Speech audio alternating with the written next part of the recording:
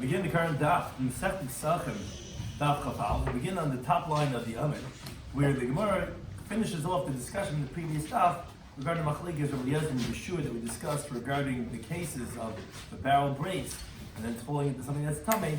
You can be tummy be dying or not. Shis corresponds to Kalzak and Cheska to Entem that Chaim B'Shem is joining us for today's Daf. So what we're going to discuss in today's Daf are the new Perek. The second parak of Pesachim, parak Kosha, which discusses as long as you're allowed to eat chametz, you're allowed to feed it to your animals, you're allowed to sell to a non-Jew, and it's permitted to have benefit. And the Gemara is going to go through each one of those specifics and explaining what the chiddush in those halachas are. Then we're going to have the machlekes Chizkiya and Rabbi Vod. It's going to take us through to the next daf regarding a machlekes, whether we assume that anything the Torah says we're not permitted to eat, may also not get hanaf. And then the Mishnah also discusses the Behuda's opinion that beer chametz is only with sreifa that we've mentioned many times in the past, whereas the Chum disagree. And as we mentioned, the concept of lo ya'achil, what does that mean? Does that mean that you're not allowed to have, not only you're not allowed to eat, but you're not allowed to have a heter of achila, which means to any type of anah that comes from eating. So begin the current daf. First, we finish off the first parak at the top line of the Yomei. Says the Gemara, we had mentioned Amar Rabbi Yisrael B'Chanina. It says machlekes Rabbi Eliezer and Rabbi Shloimy from the previous time regarding a barrel that breaks in the vat, and then the machlekes was, we said if you could save a revis b'tahara, you have to. You're not allowed to be matama the truma. But if it's anyways going to fall down to the chulun tameim, it's anyways going to get ruined. So that's why we had machlekes regarding if you're allowed to be matama yadayim, so that you stop that truma that's falling into the chulun tameim, because now it's going to make everything a problem of dimua. That was the machlekes. Can you do that or not? So that says Rabbi Yisrael B'Chanina, the whole machlekes only shenafel lepachis mimei sa chulun tameim. Only if the lower vat has less than 100 of measurements of chulun that's tamei, where the truma is not going to be bottled in the chulun, so then it's going to be a total loss, because the truma now is going to become tamei from the chulun that's tamei, and now truma that's tamei is not fit for anybody. Now you have a whole mixture called bimua that's forbidden to everybody. And the reason for that is because truma needs to have the halacha bittul of 100 to 100 to 1, 101 to 1, but you have to have a ratio of 100 to 1. So this is only if you fell into less than 100 of chulun.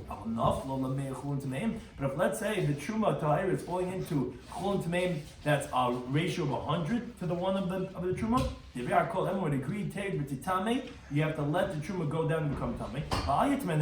And don't be metamei with your hands, because it's not going to be a total loss. Because the truma is going to fall in, it's going to become bottled, and then it's going to be fit for the kain when he's tamei, as it was for the zar, because it has halacha as chulin. It's not going to have halacha of truma tamei, because the truma becomes bottled in the chulin. Tanim hachazim in the brayso chavish and nishbar b'gas al yoyna. You have a barrel that broke in the upper vat. V'tachtel mei chulin tamei, and beneath it's the same case, but here it's a little different, like we explained. You have 100 of chulin that's tamei. That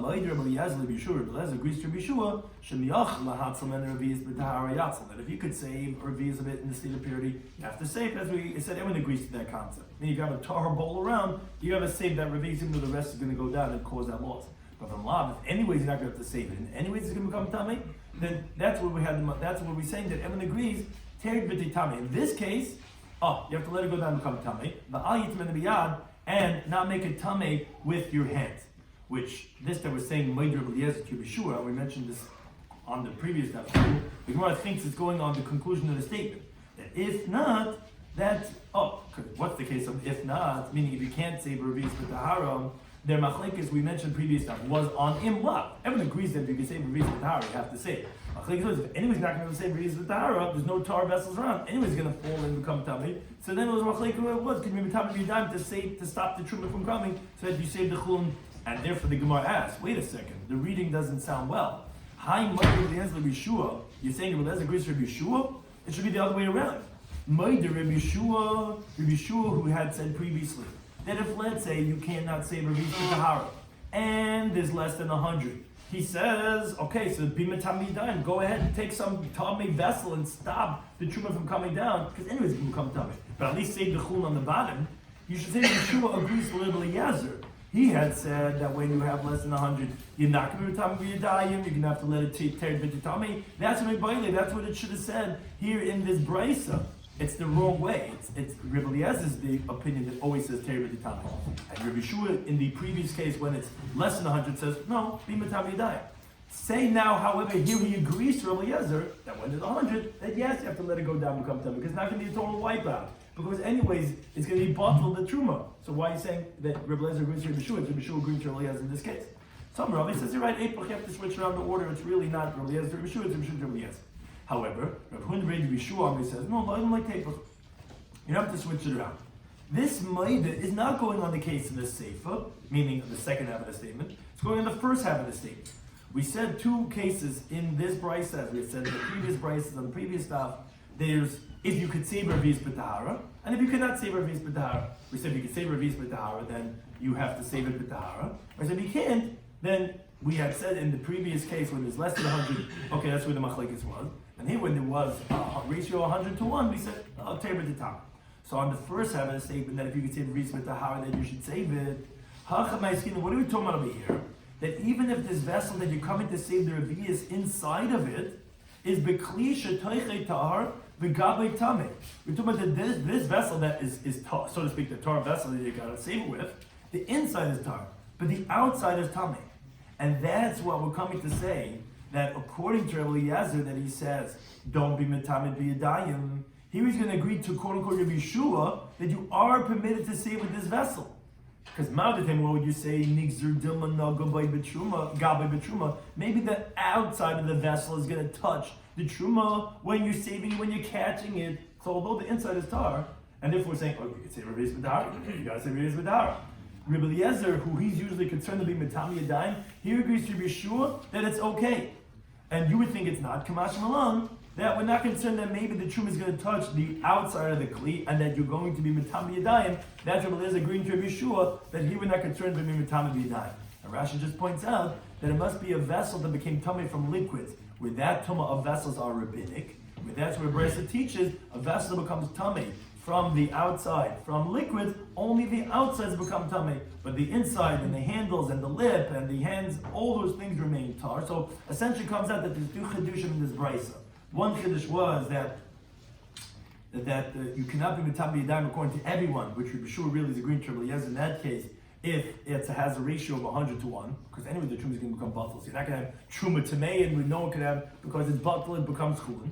And the other chiddush was, and that's what might Rabbi Eliezer Rabbi Shua, was in the first half of the statement, that this vessel, that the inside is tar, but the outside is tamei. Rabbi Eliezer would agree that you could say with it, and we're not concerned that's going to be considered as a tamei yadayim. That was the two interpretations of who is being agreeing to who in this brisa. But again, that's what Rabbi Yisrael had qualified, that although they have a machlekes regarding the tamei yadayim or not, that's only if it has less than 100. If it has 100, then you can't, because it's not going to be a total loss anyway.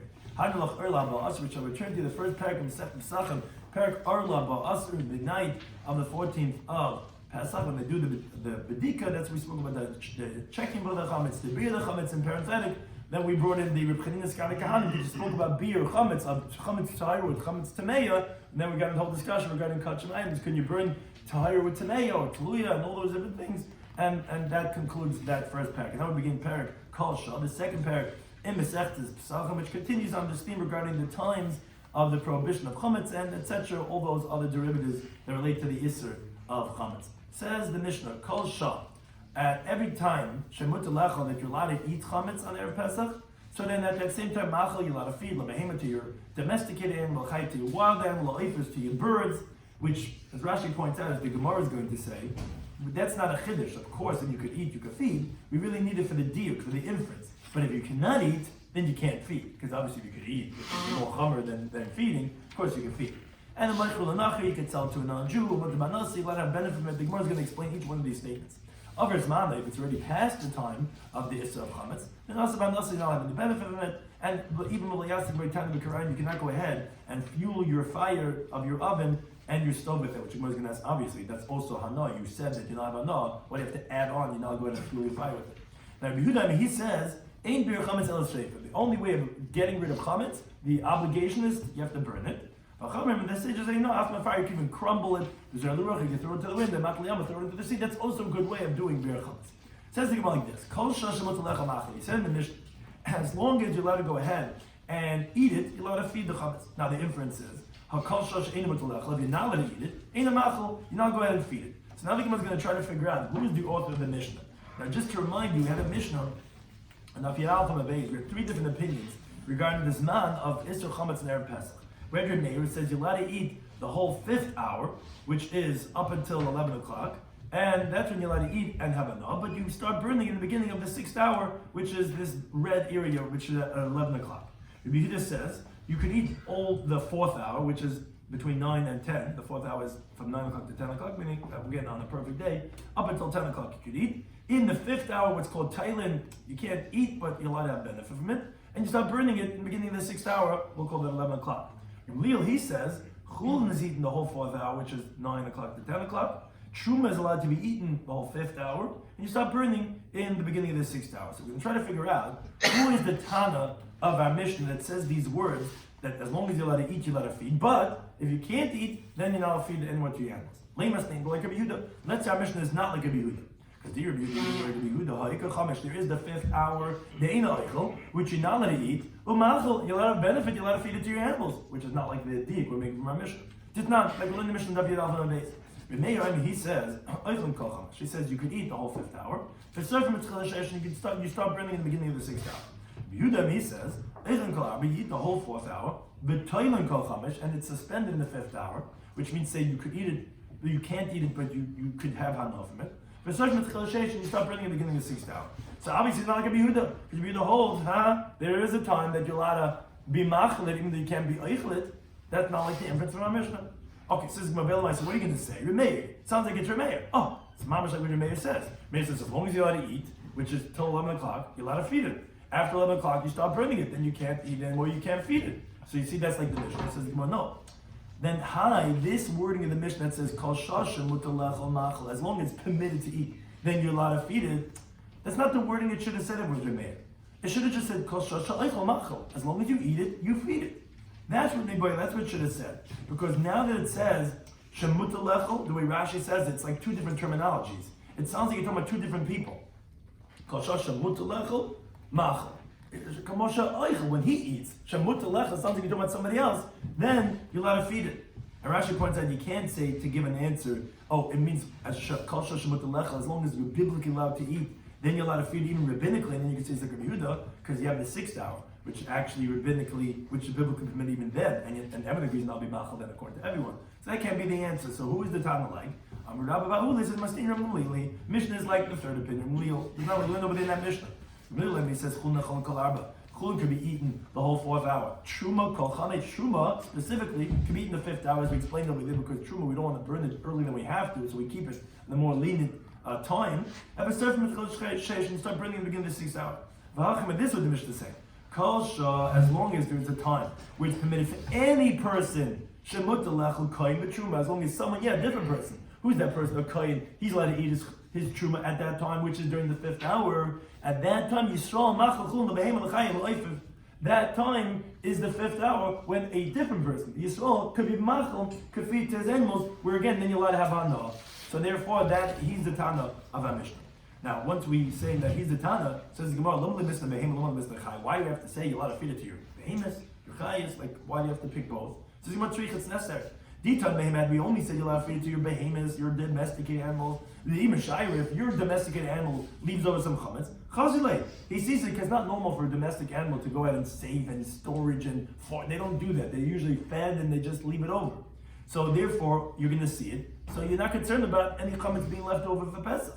Avol regarding a wild animal like a weasel or like a cat, whatever considered wild in those and Talmudic times. If you're going to leave it over kamas law, if the animal didn't finish eating it, they're actually going to hide it. Same aloi. I would say that no, you're not going to go ahead and feed it to them in the 5th hour because you're not going to get rid of it. It's going to be around still during Pesach. Have you only said regarding a wild animal, I would have said that's better. Because if it does leave over, mias mitznil, at least it goes and hides it. Where Rashi says you're not going to be able to bal yirah. With some girzars and Rashi says although you're going to be able to bal yimatzeh, but bal yirah you're not going to see it. It's at least going to it's at least going to hide it, the wild animal, so you're not going to see it. Regarding a regular animal, zimni the mishayir might leave over, but you're not going to pay attention to every Pesach. You're not going to either be mavatl or mavarid. Because you're and you're not only going to be over bal yimatzeh, you're going to be over bal yirah. There is the chametz imamish left, and everyone forgot the the animal, the dog is right here, and it has chametz right there. The bagel over here. It's already Seder night. Emaloi, I would say over there that you're not allowed to feed it to it in the 5th hour. Tzricha, if it was necessary to both say both chaya and life and behemoth. It says more life is only. Why have to say birds? Birds are, if anything, they take the food and they fly away with it. Why would you have to say that too? So you're right. I didn't talk about behemoth and chaya. Once we mentioned behemoth and chaya, which we said you have to say those two. So we also said birds because usually we say behemoth chaya ba'ifus. Usually go together. Those are the 3 types of categories of animals we mentioned. So since we have to say 2 of them, we said all 3 of them. Now the Mishnah continued. It says that as long as you're allowed to have benefit from the chametz, you're allowed to sell it to a non-Jew. Obviously, why would it be any different selling it to a non-Jew if you're allowed to benefit? It says, there is a chiddush of Elah. It's come to exclude from the following time. Time in the Bryce, it's actually machlekes, Beishame and Besil. Beishame, they say, lo yim kodem chemtzi l'nachai. A person not sell his chametz to a non-Jew, elam ken yedei b'shich l'krein Pesach. Obviously, he wouldn't go with what we do these days. Unless you know that it's going to be finished off before Pesach. Because Beishame hold that you have to get rid of it from the world. It cannot be around even by the non-Jew. So if you're going to sell it to the non-Jew, it's got to be that you know that whatever you're selling him, he's going to get rid of before Pesach. Well, so obviously you can't sell it. You can't in the 5th hour when you're allowed benefit. Obviously not according to Beishame, not sell to the non-Jew. But still, I'm going to still say, and we pass like this: as long as you're allowed to eat, you're allowed to go ahead and sell as you continue down the base. And he says, regarding this of Beishame, kutach, which is a Babylonian dip. They used to put in crumbs of moldy bread, and obviously it's forbidden because of chametz. But chametz kutach, and all types of these kutach dips, asalim kashloshim because of Pesach. You're now going to sell it within 30 days of Pesach, because Rashi points out he holds like Beishame, and this dip is not eaten so fast because they don't only eat the dip; they dip into the dip, and that's what the dip is. And these 30 days, why 30 days? Where did you get that number from? Because 30 days before Pesach is when the obligation of Bir Chametz starts, because that's when, as we said in the previous stuff, they start being shoyl b'hilchas Pesach, shleishim krein machag. So therefore, it's at that time they have an obligation that your chametz is going to be done. You cannot sell the dip, according to Beishame, within 30 days of Pesach, because it's not going to get done. That's where I have to tell you, mutul anachi, because we want to tell like Beisil that as long as you're allowed to eat, you're allowed to sell. Not like Beishame who would hold that obviously not sell in the 5th hour, because it's not going to be done before this man of the Isra of chametz.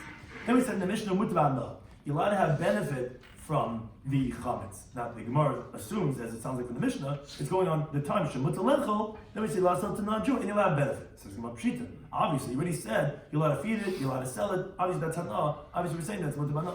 So Gemara like tricha. Now the case that it's telling me to tell you is like this: shachar kredim izman. You burnt it to a crisp. I think that's the term that kids like saying, burnt to a crisp before the time of the Isra of chametz. The Kamashman Kidarava, we're coming to tell you like Rava. The Amar Rava says, if you take chametz and you totally burn it to a crisp before Pesach, it's permitted to benefit even after the time of Isra chametz. This that we're saying is mutabana is not going on when you're allowed to eat it. It's going on after the zman of the Isra chametz. If you've totally burnt it very well beforehand, where it doesn't have the taste and the look of chametz, like it looks like charcoal, that is mutabana even after the zman of the Isra chametz. That's the chiddush of the Mishnah. Then we said in the Mishnah, of his money, it's already past the time of when the chametz becomes asr, then you'll have benefit. It says, well, pshita, obviously. Which Rashi actually says to take out the gears of pshita, because it's not true. Even during Pesach itself, we're going to quote shortly the opinion of Rabbi Lili that actually says you're allowed to have benefit from chametz all the 7 days of Pesach. So therefore, Rashi says take out the word pshita. It says no, you could ask pshita, as we learned in the first paragraph of Alpha Beis, we see in our Mishnayos that you burn chametz, obviously it's forbidden to have benefit. Basically, he says you're up to burn it, that's with something else. So Tais says you could ask pshita, but be that as it may, the Gemara is asking, of course it's going to be asr or not. So the Gemara we needed to tell you l'shoyis rabban regarding the rabbinic hours. In other words, this manoi is the time of when you eat it, which is that you can't eat the chametz anymore, which is in the 6th hour. That is only rabbinic. That's what we're saying that it's also going to be asr in the 6th hour, which is, as we find, if someone, and the way Rashi learns it, is that obviously it's going in the beginning of the 6th hour. If we're talking about after the 6th hour, that's biblically forbidden. What would you be able to coming to tell us? Obviously, you cannot be Mekadosh B'Yisur. I know it's something that's within that benefit. We're talking about a man that goes and gives a woman Kiddushin with a piece of chametz with him in the beginning of the 6th hour, which is only rabbinically forbidden, between 11 and 12 o'clock. And the way Rashi learns the Chiddush is even though these kordanisa wheat, which is very hard, and really it shouldn't become chametz, but even so, once it comes to concern of chametz, for example, let's say water fell on it, so it's going to be usher. Ein chayshon kedushin. If a guy goes and is mekadosh isha at 11 o'clock erev Pesach with his chita kodinisa, not gonna be kedushin. Why not? It's not biblically forbidden. Yeah, there's issa hana even in this shoyz derabanan. That's the chiddush of our Mishnah, which biblically it's okay. You should be a kedushin. But the rabbanan could come along and be mafkia the mitzvah deraisa by kedas Moshe Yisrael, and therefore even at their choice derabanan, that's the chiddush that it's going to be asur. Then the Mishnah said, you're not going to go ahead now when it's asur to have enough from the chametz, now use it to fuel your oven and your stove. So obviously, you just said it's asur. Why should the issa hana different of using it for fuel? Says the Gemara, the chiddush of the Mishnah was necessary only l'Reb Yehuda. The Amud that he says our Mishnah then actually right after that next line actually says Rabbi Yehuda holds that beer chametz getting rid of the chametz only by burning it. So good that when you would have thought to say Rabbi Yehuda mitzvah s'reifa, since Rabbi Yehuda says the mitzvah is to burn it, but how did the kosora for the when I'm burning it, I could at least go ahead and benefit. I'm doing maybe kind of mitzvah beer chametz right now. At that time, maybe I'm going to cook my pot of eggs on top of the chametz. That's the chiddush saying that no, even though now you're doing the mitzvah bir chametz, it's usher to have enough of it by going ahead and using it to fuel your stove and your oven. Now, here we start a whole new discussion, which is talking about the actual primacy of this halacha. We just spoke about the issa hana of chametz, which we just spoke about even on erev Pesach in the shoyz d'Rabbanan. Amar Chizki, now Chizki says, which is going to open up a whole discussion going through the next daf. He says, Minayin l'chametz b'Pesach, how do you know chametz is even on Pesach? Which you tell me on erev Pesach, even in the shoyz d'Rabbanan. How do you know that? No, it doesn't say anywhere in the Torah that you're not benefit from chametz. It says you're not allowed to eat chametz. Now have chametz. Who is saying not allowed to benefit from chametz? Shemai says in the pasuk. It says in the pasuk. Shemai lo ye'achil chametz. Chametz should not be eaten. So from the fact that it's saying ye'achel should not be eaten, it doesn't say in the more direct lo ye'achil chametz al techil chametz. It says lo ye'achel. Which that means to say is lo yehei boi heter achila. There shouldn't be any permissibility of eating. What does this mean? As Rashi explains, there's no permission from having from the chametz something that will bring towards eating. As Rashi says, generally pleasures are things that bring towards eating, which you take the monetary value of something and use it to buy food. Sounds like everything's all about food, but that's the way it says you should not have chametz be eaten, which means to say the benefit that you're having should not lead towards the eating of chametz. So therefore you see in there an issa of hana, because if you could have enough from the chametz, you're going to sell it, you're going to be able to buy food. Therefore we say lo ya'achel is going to tell you issa hana. Now the Gemara asks the following question, which can open up to a machlekes between him and Rebbe Avo. Time because Rabbi lo ya'achel, it sounds like from Chizki that the reason is because since it says in this indirect way chametz should not be eaten, that's going to make the dig of Isra. No, halak kasav lo ya'achel. Let's say it didn't say lo ya'achel. Let's say just said don't eat chametz. So how do we now would have said Isra chila mashma that the only thing that's included is that you're not allowed to eat. Isra no le mashma would not include a prohibition of having benefit. Says the Gemara, if that's the case, upligi Rebbe Avo. So that's disagreeing with Rebbe Avo. Kedam Rebbe Avo, he says, "Come on, give lo ya'achel." Anytime it says in the Torah, don't eat. Lo teichel, don't eat. Lo teichel, thou shalt not eat. That includes whether prohibition of eating. The includes also Isser of having benefit. Anytime the Torah tells you not to eat, it includes the Isser from having benefit. Unless in the pasuk explicitly specifies that there's a permissibility of benefit. Kederech, where do we find that? As we find by a dead animal carcass, where the Torah only said don't eat it, and yet still the Torah had to tell you that there's a permissibility of hana. The time I learned the brisa. Pas says in the Varim, like teichlu kon nevela. It just says don't eat any nevela.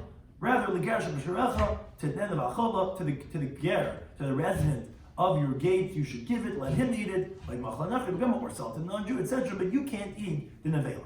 Now, ainly a leger, but see now we're going to open up a whole discussion of your machlekes of the Tanoim.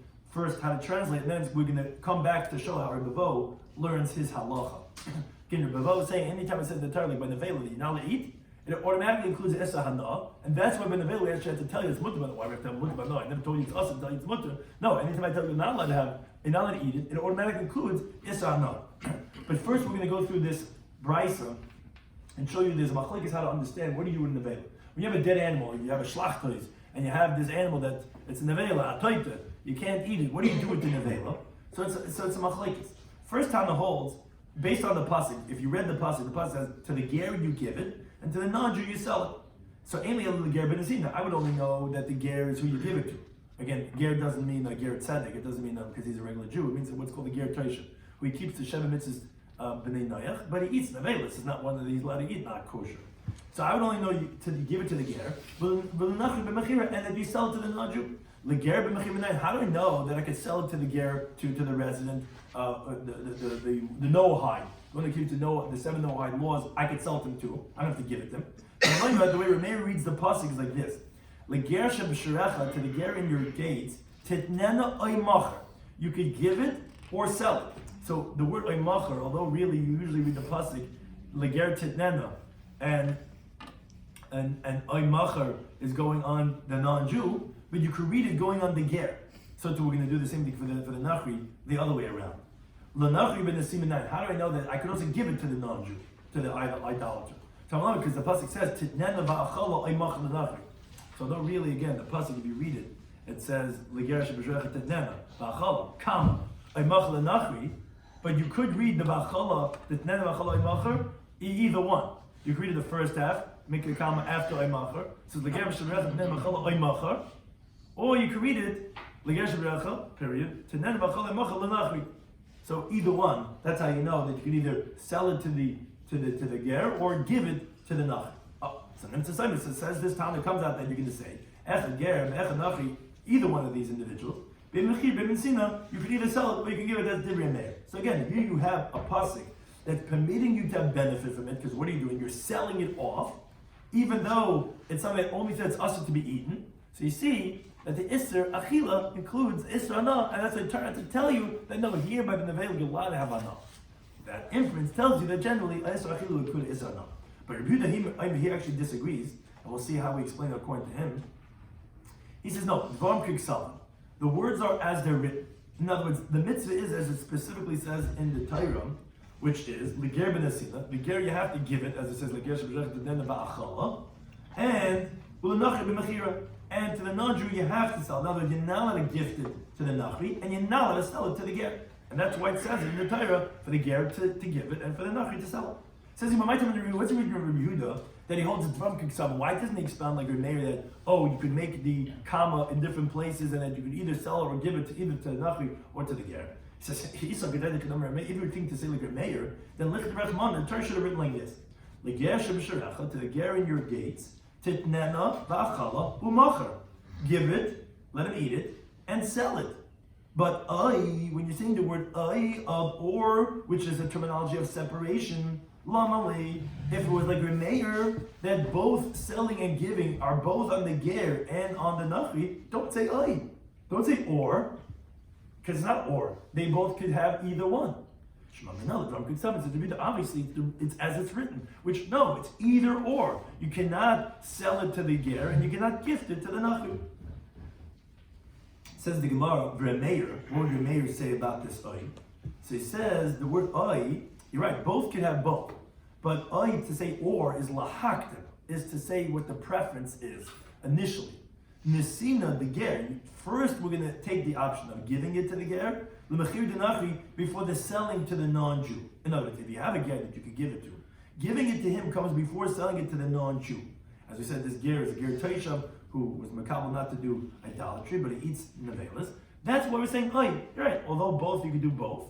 But we're going to say oy says or, which this is option number one. This is option number two. Because yes, initially you should sell it, you should gift it to the ger before you go ahead and sell it to the non-Jew. But says Rabbi Yehuda, what does he do with that? He was saying Dvam Kik, why doesn't he say like a mayor? Isn't that a good interpretation for oy? He says no. Halitz kra. You wouldn't need a pasuk to tell you that you should first gift it to the ger before the option of selling it to the non-Jew. Why? Even the ger since the ger Taisha, who is not a Jew but he's a Noahide, you have an obligation to keep him alive, like the pasuk gave Taisha b'chayimach. You have an obligation to support him. Someone who doesn't keep the shed mitzvah, you do not have an obligation to keep him alive. So let's talk kra. I don't need a pasuk to tell you that you should first gift it to the ger before selling to non-Jew. So it's logical. From logic, we would know that you should gift it to the ger, who you have an obligation anyways to support him. But the non-Jew to sell to him, what type of mitzvah is there over there?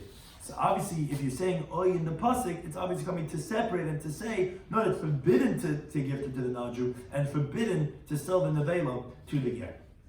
Okay, that was the end of the machlekes. But now says the Gemara, Bishloima, I understand Rabbi Vo, who he was trying to bring a source for his halacha.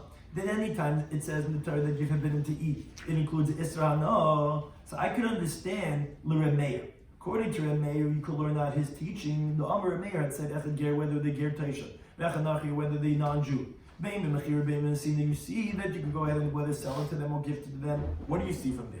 And the fact that the Torah had to tell you that there's a permission to have benefit from this nevela. You can't eat a dead animal, but you're allowed to sell it to the non-Jew, to the ger. So the inference is Hakali Sirin Shabbat. But every other prohibition in the Torah, where it says just like Teichel, don't eat it, like over here. If you don't have a specific to tell you that there's a permission to have hana from it, like selling it to a non-Jew, Asurin, then whether eating it or benefiting, because if it wouldn't include, why do I have to tell you what to have hana? Why do I have to tell you how to sell it to non-Jew? Of course I can sell. Why would you think I wouldn't be able to? You only told me I'm not allowed to eat it. Obviously, usually not eating includes Isra no. And therefore by nevela, I have to tell you that here's an exception, that you could have benefit, you could sell it off. Fine, however, that only works according to a mayor. But Elo, for Rebbe Vo, Rabbi Yehuda, according to the other town of Rabbi Yehuda, not that he says that actually bumping Sabbath with the Asa, he disagrees with the interpretation. You're not allowed to sell it to the ger, you're not allowed to gift it to the non-Jew. He says that no, the pasuk can tell you exactly as it's written. To the ger, you have to gift it. To the non-Jew, you have to sell it. So then, this regarding all other prohibitions of the Torah, how would you know that you now have benefit? As Rashi explains, maybe over here that the Torah is specifying the permissibility of the nevela to sell it and to gift it is not to tell you that you're allowed to have benefit, which would tell you like a bavo that generally it's usher, but here I'm telling you that's mutter. It's not true. To tell you that's permitted to have benefit, I don't need to tell you. Because it only said like Teichel, not eat it, of course. And that would not include Isra no. You know why the Torah is telling you allowed to gift it to the ger or sell it to the non-Jew? It's to be machmir on you. To tell you that you could only sell it to the non-Jew and you could only gift it to the ger. Because had I not written, I would have thought to say that actually all benefit is permitted. Like any Isra Achila, does not include Hana. I'm telling you no, you can't just have any benefit. You have to gift it to him. Or if you're doing the noch, you have to sell it to him. Maybe that's what the Torah is telling you. So according to Rabbi Yehuda, you don't see a source for the Isra V'chila, including Isra no, according to the interpretation of Rabbi Yehuda. So the Gemara says you're right. Nafkalei, Rabbi Vo would have to learn that according to Rabbi Yehuda from a different pasuk, not from this pasuk in the Vela. It's from a pasuk of the laws of treifa, something similar to the Vela. The Vela is when the animal dies. The treifa is without being shech. The treifa is when it has a moral defect. So even if you would shech the treifa, it wouldn't help. You check the lungs and you see he's giving out treifa, it wouldn't help that you did a shchita. The Torah tells you loy teichlu, you're not allowed to eat a treifa. But it excludes and it says, in the pasuk in Shemais, melekelav tashlichim, it says, okay, but what can you do with the treifa? You throw it to the dog. What do you learn from there? As you can about Chabez and Aleph, the treifa animal is that what you could throw to the dog. Again, throwing to the dog is obviously telling you want to have enough of it. You could throw it to the dog, and you don't have to buy dog food.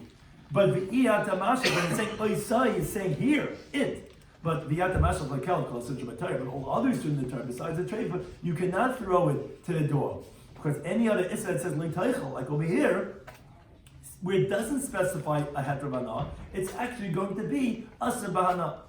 Now, Rashi wonders that what do you mean from the fact that the Torah permits the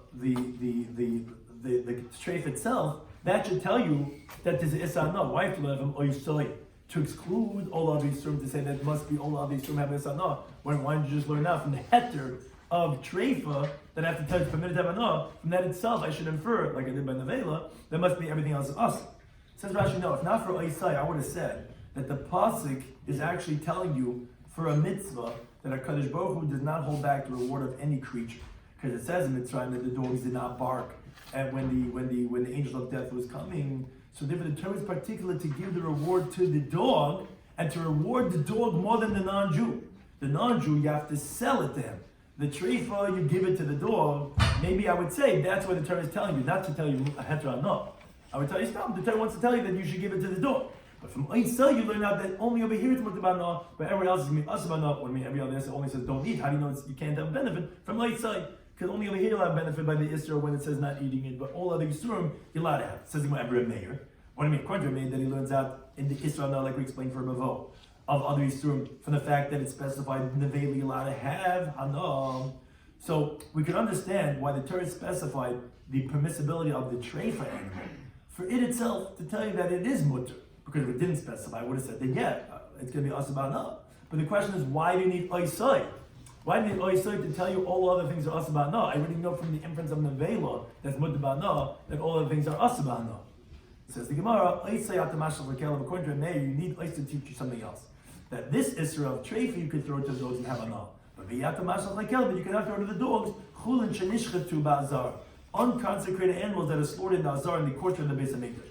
Meaning, I need to tell you there's an isra anah of chulin that was slaughtered in the azar, as the Gemara learns out, that there's an isra of eating chulin that was slaughtered in the azar, according to what Rashi explains. It says in the Dvar Yud Beis. It says, if it's going to be very far from you, the place in the Beis Hamikdash, you're going to slaughter your animal, you're going to eat it, which is only far away, which is out of the machna shechina, that you can slaughter and eat it. But you cannot slaughter and eat it very close, meaning in the azar itself. You can't bring chulin into the azar. Now, Rashi explains, since it doesn't say explicitly in the Torah an isra of eating this chulin bazar, it's only learned out from an inference of kiyirchak b'mcham makom. So we had to tell you an isra no from here. Meaning, usually when it says don't eat, we already know it includes isra no.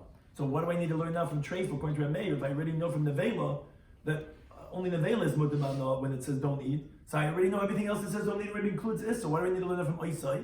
You know what learning from Isai is because Isai is going on something that became forbidden when it went beyond its boundaries.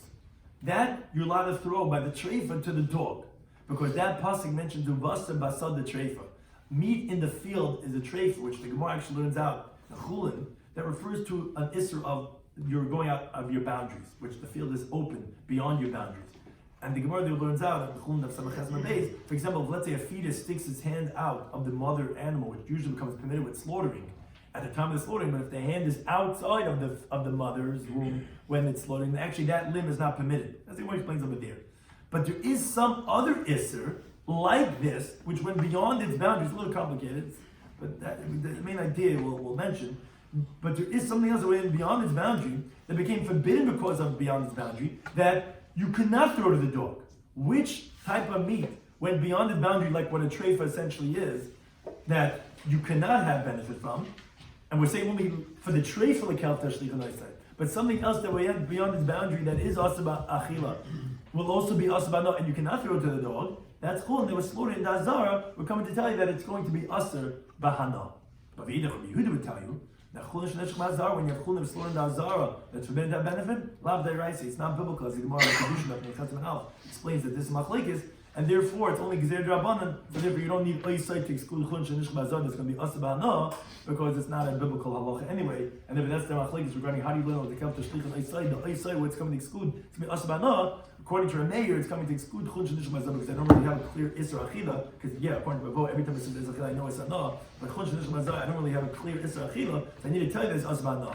I'm learning it from the treifa that I could throw it to the dogs. But something else that's similar to that, when beyond the kids, you cannot throw it to the dogs. It's me asba no. That's chulin shenishma mazah. According to me, you don't need a source of that. And therefore, he learns oisai to tell you the whole halacha of only this is permitted to have anah, but everything else is also because he cannot learn that from nevela, because he doesn't learn that nevela as a heter. If anything, you could say it's a stringency because it's from Kiksavin to tell you that you can only do this and only do that. Those are some ideas we learned in today's daf. Some ideas we learned on today's daf. Pesachim Daf Chaf Aleph was we had a machlekes in the previous daf of a barrel that breaks if you can retamid b'yadayim, which the Gemara explained that's only if it fell into less than 100 of chulin tamei. Because then it's going to be a total loss. So that was about things you tell me or not, because anyways the truth is going to come down. But if let's say it's more than that, where it's going to be batal b'meya, and then it's going to be permitted to zar, everyone agrees over there that you cannot be metam b'yadayim. Now, this that we said that it's Meider Rabbi Eliezer to Rabbi Yeshua, what does it mean? He's agreeing to Rabbi Yeshua because it says if not, meaning if there's more than 100, then you cannot metam b'yadayim. If anything, you should read the other way around. Yeshua is the one who usually holds you can tell me down. Here he's agreeing to Rabbi Eliezer, not really agreeing to Yeshua. So either the Gemara says you're right, you have to switch it around. That's actually Yeshua agreeing to Rabbi Eliezer that although by less than 100 he says Midami Daim, here he would hold he cannot be Midami Daim. Or actually we're talking about a vessel that the inside was tar, but the outside was tameh. So what with the chiddush is the Rabbi Eliezer agreeing to Yeshua. Although usually Rabbi Eliezer is the one who's concerned about being Midami Yadayim, here we're not going to be geyser that maybe it's going to touch the outside of the vessel, the truma that you're saving, which is the revis but tahara, And without continuing even Tam Yadayim, that was the chiddush of Rabbi Eliezer agreeing to be sure. Hadin Allah, Arla Ba'asar, so we're going to do the first paragraph of Pesachim, Arla Ba'asar, and we started the second paragraph called Shah. We said, as long as you're allowed to eat, you're allowed to feed, and therefore you're allowed to benefit from it. Once the time passes, Asa Ba'ana. And then we have Machlekes in the Mishnah, if beer chametz is specifically by burning or any single way. Now the Gemara made a diak. Obviously, I'm Mishnah not going to be Yehuda, because the diak is only as long as you're allowed to eat, you're allowed to feed. But if you can't eat, you can't feed. According to Yehuda, in the 5th hour of Erev Pesach, you can't eat, but you could feed. It also cannot be like a mayor, because then what's the terminology? Because much mutalech. Because mutalechel. What's mutalechel? Sounds like two different people. It's not like a meal. As long as the kohen is allowed to eat, which is in the 5th hour, then Yisrael could go ahead and feed his animals. That's in the 5th hour. Now, in the Mishnah we said you're allowed to feed it to the behema chayim. Why have to save all those three? Because the behema is, at least you'll see it, while the animal at least hides it, and the bird, yeah, that was parenthetical, and then we have to say the chiddush in all three of those cases. We also allowed to sell to non-Jew. What's the chiddush in that? Of course, a lot of benefit. No, coming to exclude from the town that holds that you're not allowed to sell unless it's going to be finished off before Pesach, and that's why the Babylonian did kutach. You can't sell within 30 days of Pesach. The chiddush is that no, you're allowed to sell to non-Jew. We hold like Besel non Yisham. We also allowed to have mutamah. No, of course, not mutamah. It's not this man isser chametz yet. It's in the 5th hour. So no, we're talking about mutamah even la'achar zman isser. You went and you burnt it to a crisp beforehand. Then we're saying that's going to be mutamah even after this. We also said of zman asman. That's also a pasha. So no, we're talking about even the rabbinic hours of within the 6th hour. Then when you do a kedushin, the tchil sheishos, even then it's going to be asman. It's not going to be a kedushin. You have to say nala fuel your oven. That's also a pasha. You say nala no. It's even according to Yehuda, holds beer chametz only misreif, and you're doing the mitzvah beer chametz, even then you cannot have anah from the chametz. Then we get into discussion. Okay, how do we even know chametz even asman in the first place? You tell me the whole chiddush mutmana asman in our Mishnah. I know chametz asman. So Chizkiah said we know from lo ye'achel chametz. You can't have something that's going to bring towards eating, which is general pleasures bring towards eating. Therefore, if it cannot be eaten, it's talking about even the isra anah. Says the Gemara, well, it sounds like, but if not, then isra anah would not be included in the isra of achila. Says the Gemara, that's not like Rebbe Vo, which our next stop is going to discuss in great length. Their machlekes, Rebbe Vo holds, anytime I mention the Torah, lo yoichel, any lo yoichel, not lo yoachel. That includes this or no, until the Torah tells you it's permitted, like a nevelo.